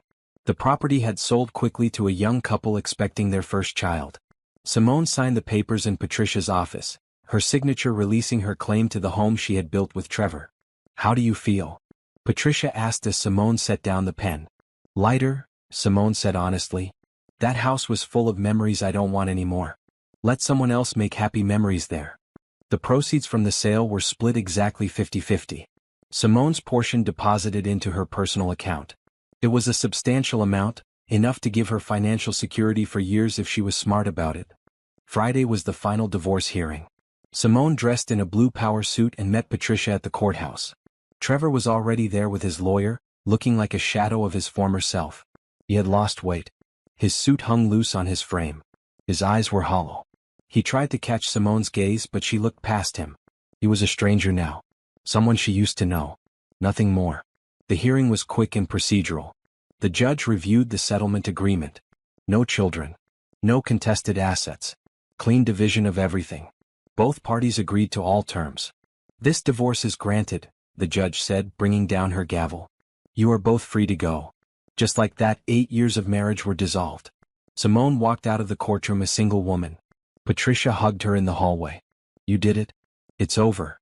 "It's over," Simone repeated, testing the words. They felt true. Trevor caught up with her at the elevator. His lawyer tried to stop him, but he shook off the restraining hand. "Simone, please. Can we talk? Just for a minute?" She looked at him fully for the first time in weeks. "There's nothing left to say, Trevor. We're done. Move on with your life and I'll move on with mine. I don't know how to move on. I don't know how to live without you. You should have thought about that before you believed a con artist over your wife. Goodbye, Trevor." She stepped into the elevator. He reached out as if to follow, but Patricia stepped between them. "Leave her alone, Mr. Patterson. This is harassment. Don't make me file a restraining order." The elevator doors closed on Trevor's devastated face. Simone leaned against the wall and breathed deeply. "You okay?" Patricia asked. "I'm perfect." They went to lunch at a restaurant with outdoor seating. The spring weather was beautiful, warm and bright. Patricia ordered champagne. "To your freedom," she toasted. "To new beginnings," Simone countered. They clinked glasses and drank. Simone felt the bubbles fizz on her tongue and thought about everything that had changed in 3 months. She had lost a husband and a home. But she had gained self-respect and independence. She had discovered strength she did not know she possessed. "What's next for you?" Patricia asked. "Costa Rica next weekend with Rachel. Then maybe Paris in the summer. I'm taking that month off I've always wanted. Going to see the world. By myself. On my own terms." "That sounds perfect. After that, I don't know. Maybe I'll come back and throw myself into work. Maybe I'll decide to start my own consulting business. Maybe I'll move to a different city entirely.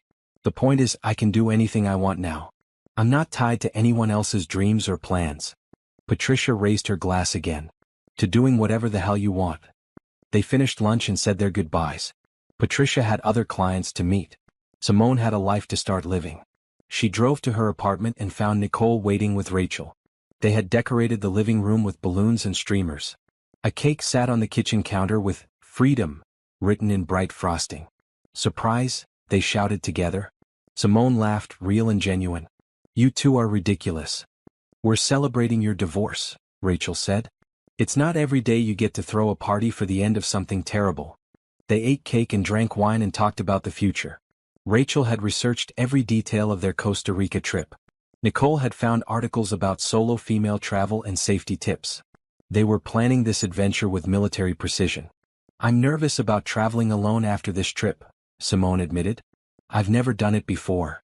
"You'll be amazing at it," Nicole assured her. "You're strong and smart and capable. You survived Bethany and Trevor. You can survive anything." That evening, after Nicole and Rachel had left, Simone sat on her balcony watching the sunset. Her phone buzzed with a text from Catherine Moss. Bethany was transferred to federal prison this afternoon. It's really over. You can rest now. Simone responded with a simple thank you, and set her phone aside. The sun was painting the sky in shades of orange and pink. Beautiful and temporary. Just like everything in life. She thought about Trevor, probably sitting alone in some apartment, drowning in regret. She thought about Bethany locked in a cell, paying for her crimes. She thought about Robert Finch and the other victims, hopefully finding their own paths to healing. But mostly she thought about herself. About who she had been 3 months ago and who she was now. She had been tested and had passed. She had been knocked down and had gotten back up. She had been betrayed and had chosen to fight instead of giving up. Her phone rang. A known number. She almost didn't answer, but something made her pick up. Hello? Simone? This is Helen Patterson, Trevor's mother. I know you said not to contact you, but I wanted to say something. Simone sighed. Helen, I really don't want. Please. Just let me say this. I raised a son who betrayed you in the worst possible way. I'm ashamed of him. I'm ashamed that I didn't see what was happening. But I'm not ashamed of you. You handled this with dignity and strength. You didn't let them destroy you. I wanted you to know that I'm proud of you, even though I have no right to be. And I hope you'll find happiness. You deserve it. Simone felt unexpected tears. Thank you, Helen. That means more than you know. Take care of yourself. And if you ever need anything at all, you can call me.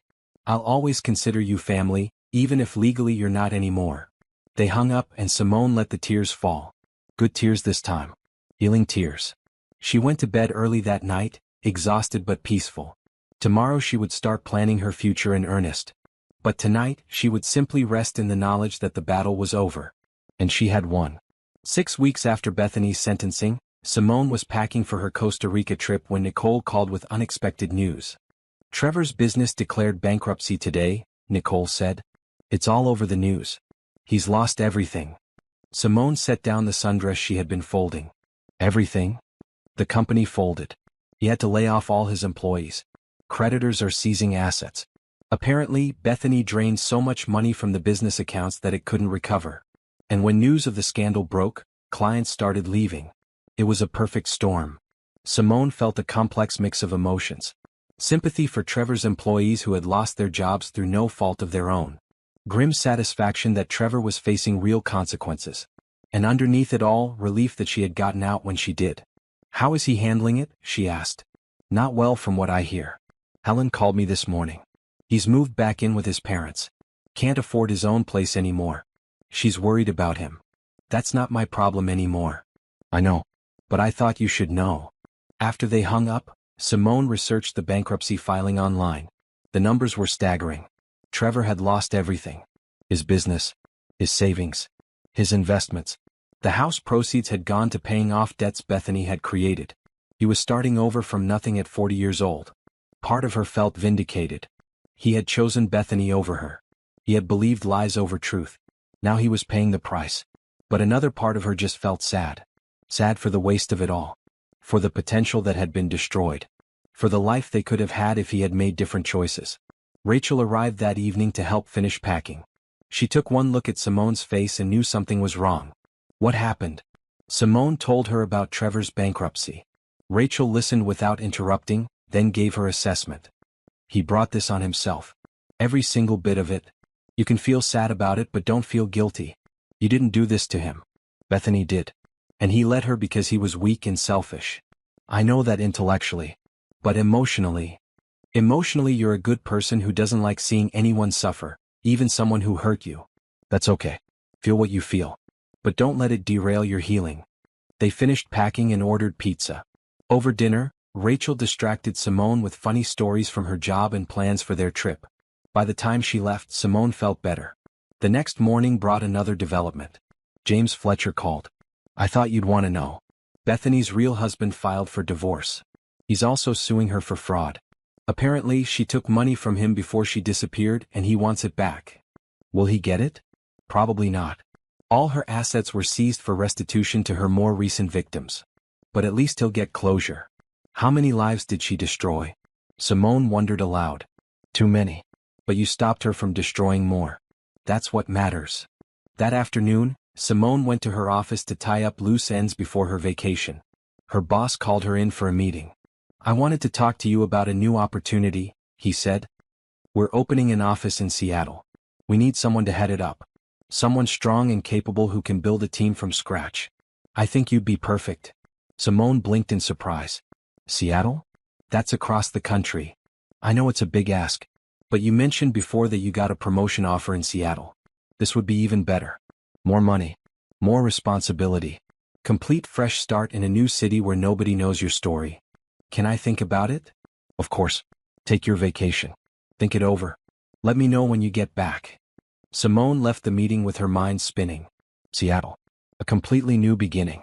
New city. New job. New life. It was tempting. Almost too tempting. That evening, she met Nicole and Rachel for dinner at their favorite restaurant. She told them about the Seattle offer. "That's amazing," Nicole said. "But it's also 3,000 miles away from your support system." "I know. That's what I'm struggling with." "Here's what I think," Rachel said. "You should go to Costa Rica. You should spend a week on the beach doing nothing but relaxing. And you should let the answer come to you naturally. Don't force it." "That's actually good advice," Nicole agreed. For once. For once? I give excellent advice always." They bickered playfully and Simone smiled. She would miss this if she moved to Seattle. These casual dinners. These easy friendships. This support system that had carried her through the worst months of her life. But maybe that was the point. Maybe she had healed enough that she did not need constant support anymore. Maybe she was strong enough to stand completely on her own. The weekend before her trip, Simone ran into one of Trevor's former business partners at the grocery store. The man looked uncomfortable when he saw her. "Simone. Hi. How are you?" "I'm well. How are things with you?" "Complicated. We're all scrambling to find new positions. Trevor's bankruptcy affected a lot of people." He paused. "For what it's worth, I'm sorry. We all knew he was having an affair, but we thought it was just a midlife crisis thing. We had no idea about Bethany or what she was doing." "You knew about the affair and said nothing?" He had the grace to look ashamed. "We thought it would blow over. That he'd come to his senses. We were wrong. I'm sorry." Simone nodded slowly. "Thank you for telling me." She left the store feeling betrayed all over again. Trevor's colleagues had known and had stayed silent. How many other people had known and said nothing? How many dinner parties had she attended while people whispered behind her back? She called Rachel from her car, needing to hear a friendly voice. "People knew," she said. "Trevor's business partners knew he was having an affair and nobody told me." "People are cowards," Rachel said bluntly.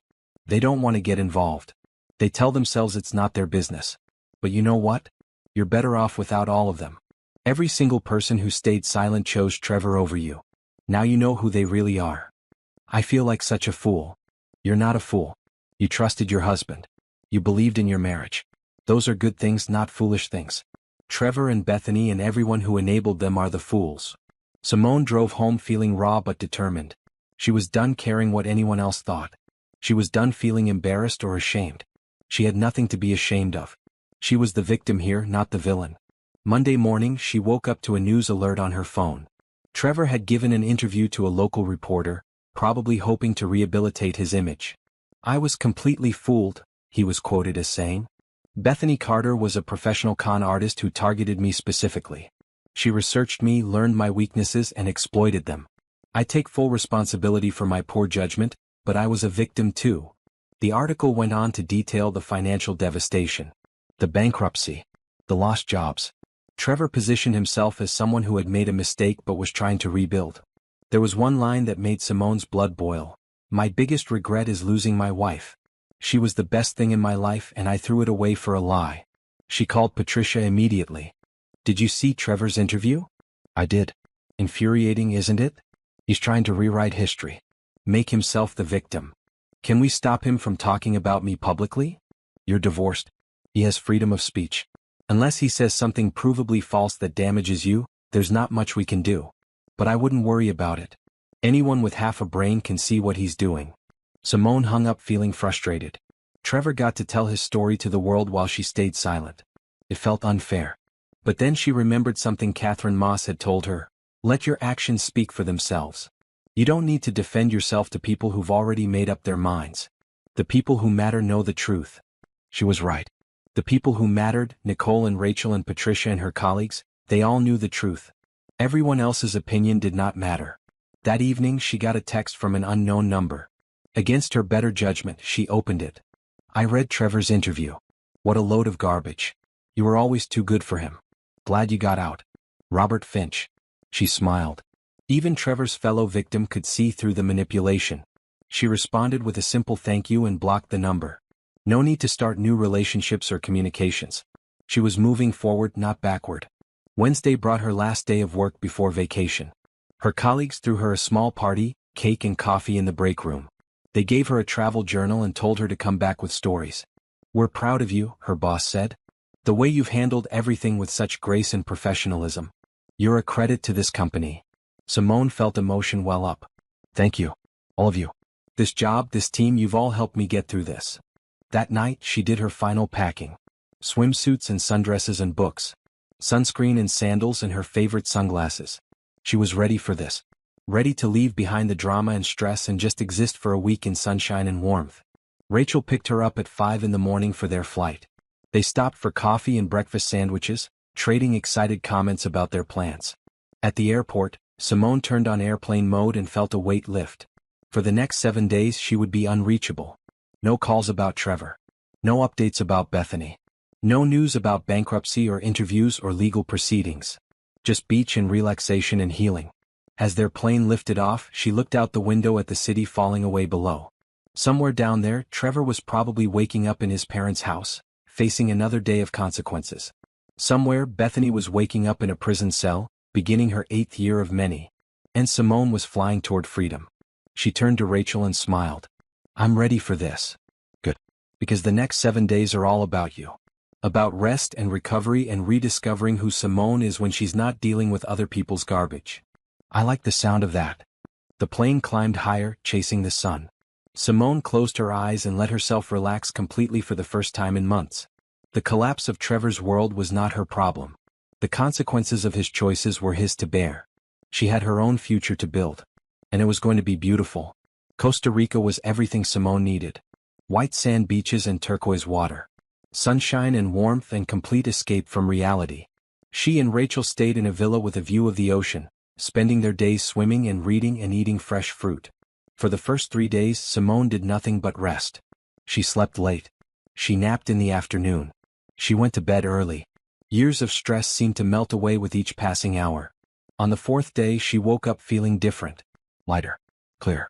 She joined a yoga class on the beach at sunrise, moving through poses as the sun painted the sky pink and gold. How do you feel? Rachel asked over breakfast. Like myself again. But different. Better maybe. That's healing. That's what it looks like. They spent that day exploring a nearby village, browsing local markets, trying new foods. Simone bought bright scarves and handmade jewelry. Things that made her smile. Things that were completely her style, not compromised for anyone else's taste. In the evening, they sat on their villa's patio watching the sunset. Rachel pulled out the travel journal Simone's colleagues had given her. Write something, Rachel encouraged. Capture this moment. Simone opened to the first page and thought about what to write. Finally, she put pen to paper. Day 4 in Costa Rica. I feel like I'm rediscovering myself. All the pieces of me that got lost in my marriage are coming back. I like art galleries. I like spicy food. I like waking up early to watch the sunrise. I like adventure. I like being alone with my thoughts. I like who I'm becoming. She showed it to Rachel, who read it with tears in her eyes. That's beautiful. Keep writing. Document this journey. Over the next 3 days, Simone filled pages. Observations about the country. Reflections on her healing process. Dreams about her future. The journal became a safe space to process everything she had been through. On their last full day, Simone went for a long walk on the beach alone. She had told Rachel she needed some time to herself, and Rachel had understood without question. The beach stretched for miles, empty except for a few other early morning walkers. Simone walked until her legs ached, thinking about everything that had happened in the past 4 months. She had discovered her husband's affair.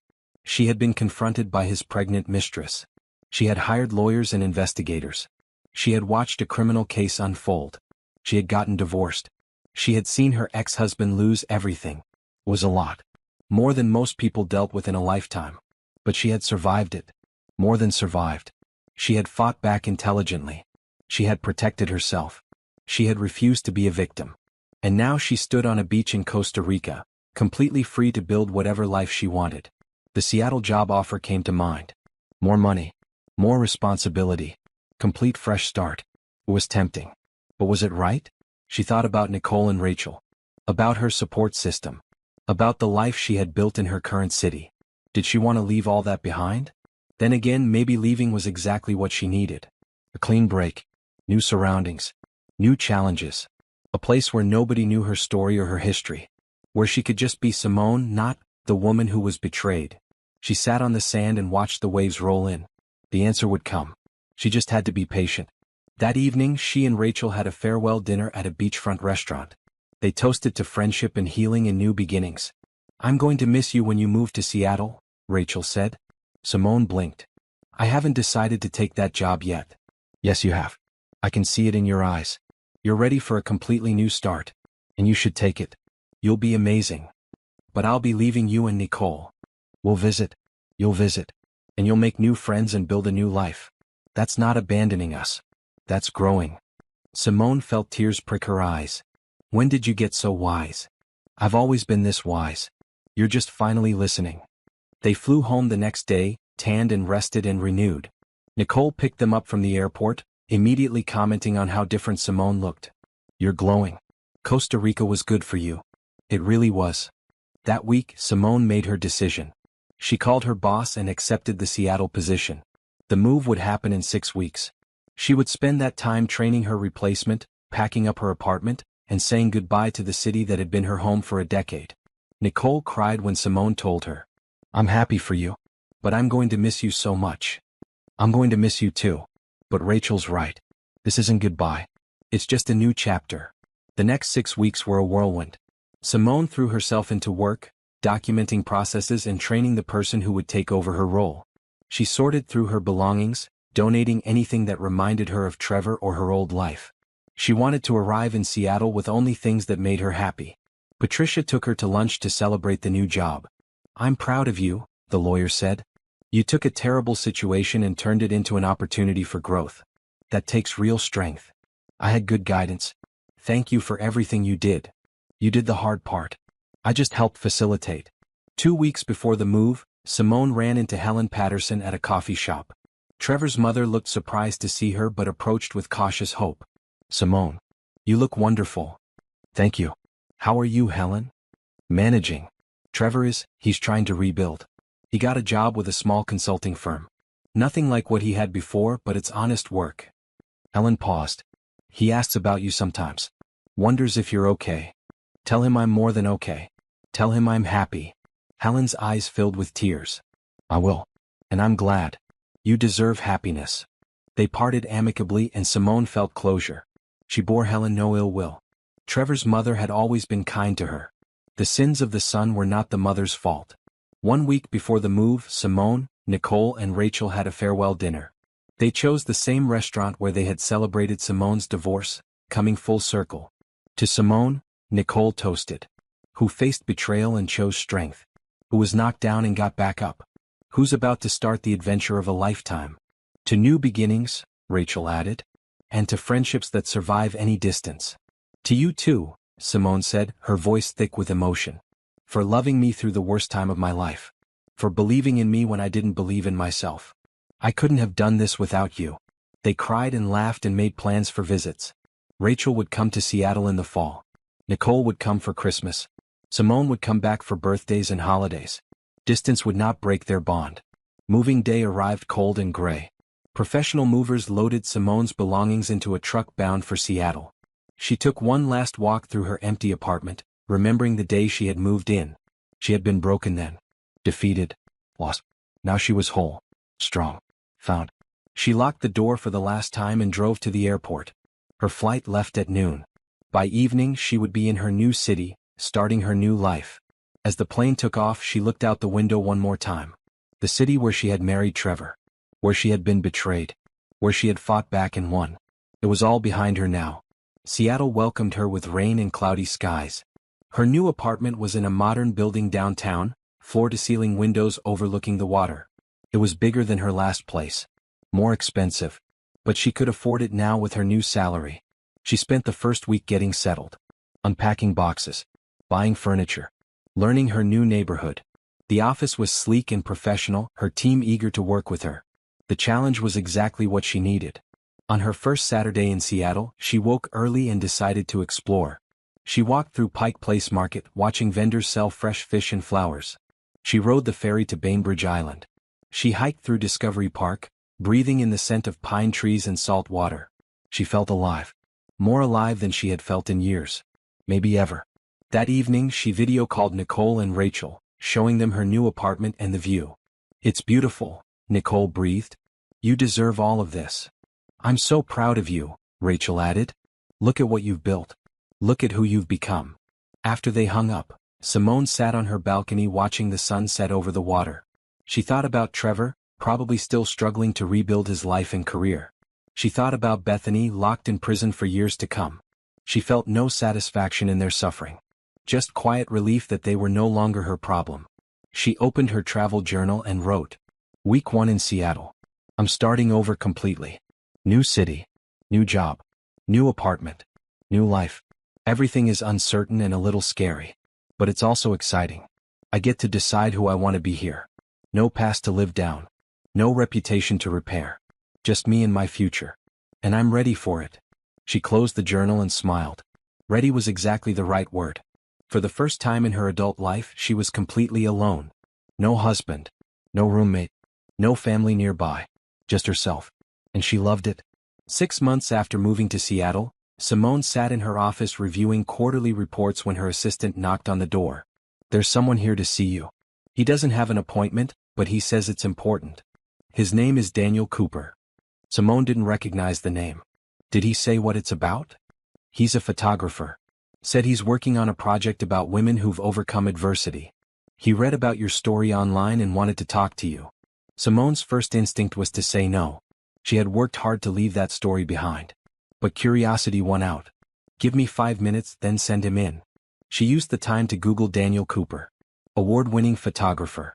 His work had been featured in major magazines.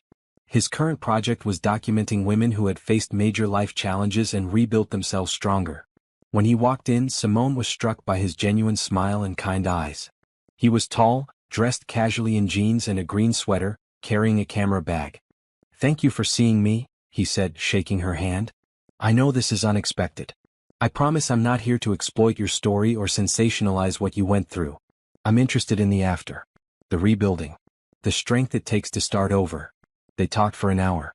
Daniel explained his project, showing her photographs of other women he had interviewed. A cancer survivor who started a nonprofit. A woman who left an abusive relationship and went back to school at 50. A refugee who built a successful business in her new country. "What made you want to include me?" Simone asked. "Because you did something most people can't do. You faced betrayal and fraud and public humiliation, and instead of becoming bitter or broken, you investigated, you fought back intelligently, and you rebuilt your entire life in a new city. That takes courage." Simone felt uncomfortable with the praise. "I just did what I had to do. That's what every woman I've photographed says. But it's more than that. You made choices. You could have given up. You could have taken Trevor back. You could have stayed stuck in anger. But you didn't. You chose to heal and grow and build something new." They agreed to do a photo session the following week. Daniel wanted to capture her in her element, at work and in her new city. Simone found herself looking forward to it. The photo session was surprisingly fun. Daniel had a way of making her relax, making her forget about the camera. They shot in her office on the ferry at Pike Place Market. He asked thoughtful questions about her healing process and her new life. "Do you ever talk to your ex-husband?" he asked as they walked along the waterfront. "No. We have no reason to communicate. The divorce is final. That chapter is completely closed. Do you think you'll ever be able to trust someone again? Fall in love again?"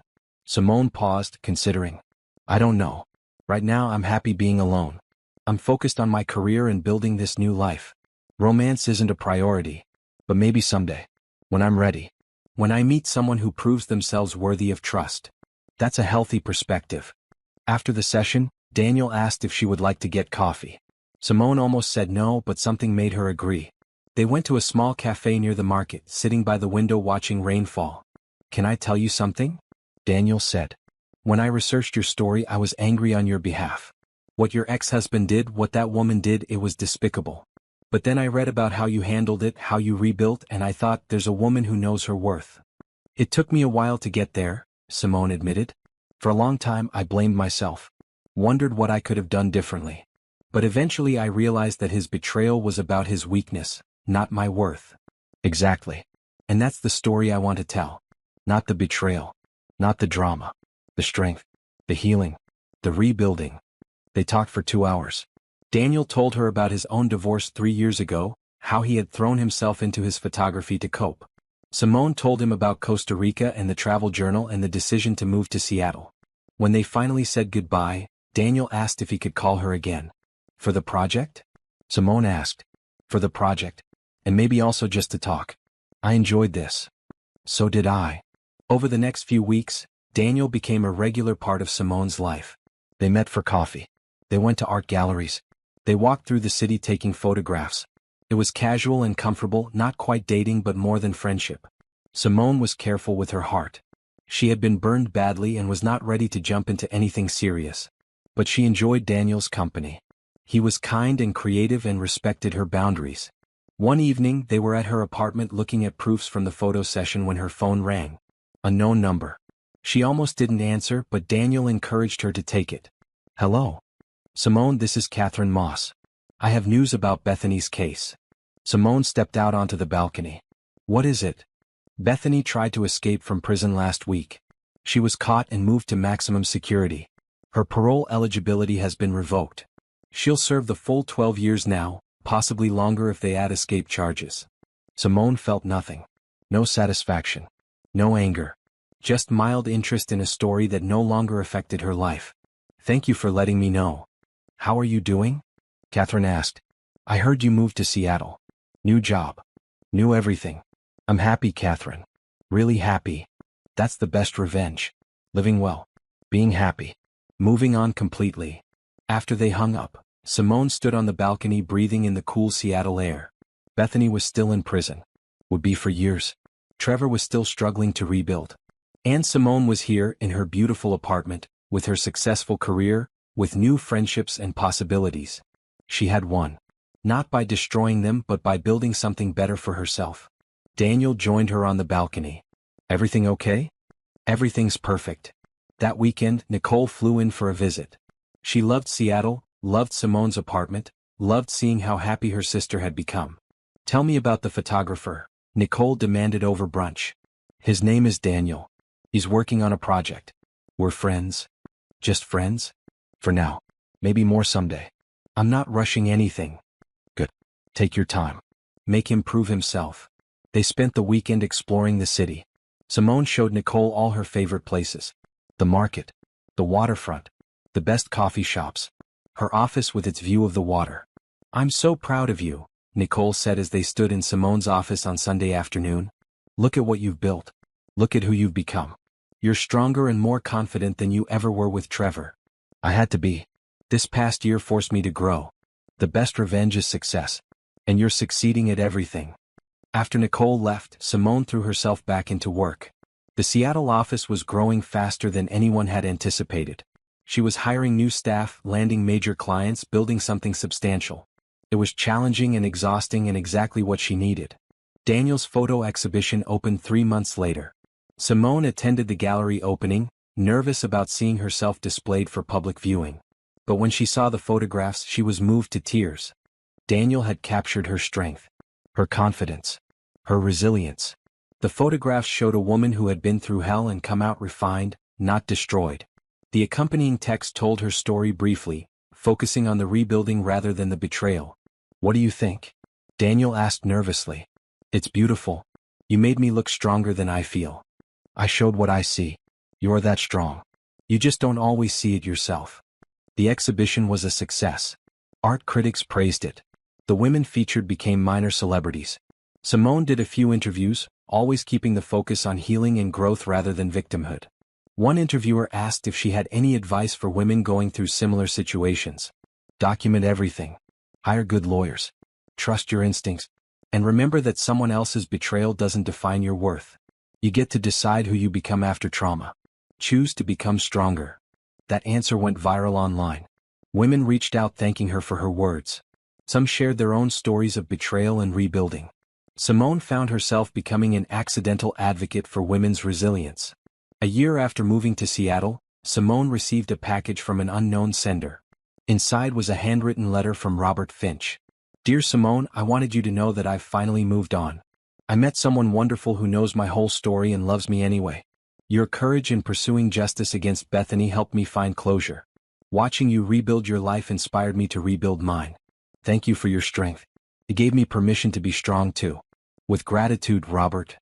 Simone smiled and tucked the letter away. She was glad Robert had found happiness. Everyone deserved a second chance at love. Everyone deserved to heal. Including her. That evening, she met Daniel for dinner at a restaurant overlooking Puget Sound. They had been seeing each other regularly for months now, though they had kept things casual. But lately, Simone had been feeling ready for more. I have something to tell you, Daniel said as they waited for their food. I've been offered a residency in New York. 6 months starting in the fall. Simone felt her heart sink. Just when she was ready to open up, he was leaving. That's amazing. Congratulations. I'm not sure I want to take it. Why not? It sounds like an incredible opportunity. Because I don't want to leave Seattle. I don't want to leave you. Simone met his eyes. We're not even officially dating. I know. And that's my fault.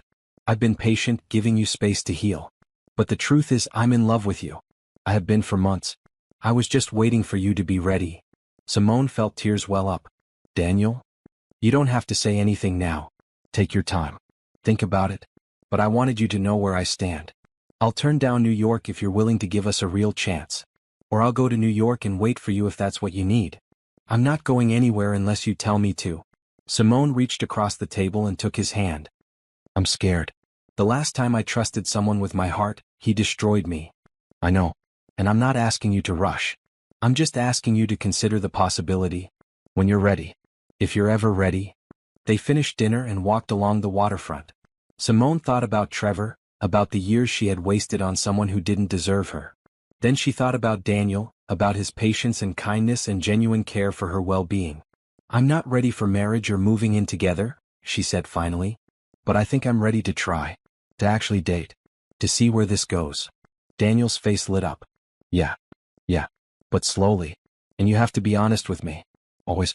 Even when it's hard. I can do that. I will do that. He kissed her then, soft and gentle, under the Seattle stars. And for the first time since Trevor's betrayal, Simone let herself feel hope about love again. But even as she kissed Daniel back, she knew something important. She didn't need him to be happy. She had already built happiness on her own. He was an addition to her life, not the foundation of it. And that made all the difference. Over the next few months they dated properly. Dinner dates and movie nights and weekend trips. Simone introduced him to Nicole and Rachel, who both gave their approval. Daniel introduced her to his family, who welcomed her warmly. It was different from her relationship with Trevor. Healthier. More balanced. Daniel supported her career instead of resenting it. He celebrated her successes instead of feeling threatened. He gave her space to be herself instead of trying to mold her into what he wanted. 2 years after her divorce, Simone stood in her office looking out at the Seattle skyline. Her team had just landed the biggest client in the company's history. Her career was soaring. Her personal life was fulfilling. She had friends and family who loved her. She had a partner who respected her. She had built a life she was proud of. A life that was completely her own. Her phone buzzed with a text from Nicole. Saw Trevor's LinkedIn update. He's working as a junior consultant somewhere. Making a fraction of what he used to make. Thought you'd want to know. Simone stared at the message for a moment, then deleted it without responding. She didn't care what Trevor was doing. He was not part of her story anymore. She was Simone Harper, successful businesswoman, survivor, advocate for women's resilience. She was someone who had faced betrayal and chosen strength. Someone who had lost everything and built something better. That evening, Daniel came over with takeout and wine. They ate on her balcony watching the sun set over the water. I love you, he said quietly. Simone had known he felt it for months. But this was the first time he had said the words. I love you too, she responded, surprised to find she meant it. He kissed her and she kissed him back, and for the first time in her adult life, Simone felt completely at peace. She had been betrayed. She had been broken. But she had rebuilt herself into someone stronger. Someone wiser. Someone who knew her worth and would never settle for less than she deserved again. This was her happy ending. Not a reconciliation. Not a fairy tale. Just a woman who had survived the worst and built something beautiful from the ashes. And it was better than anything she had ever imagined.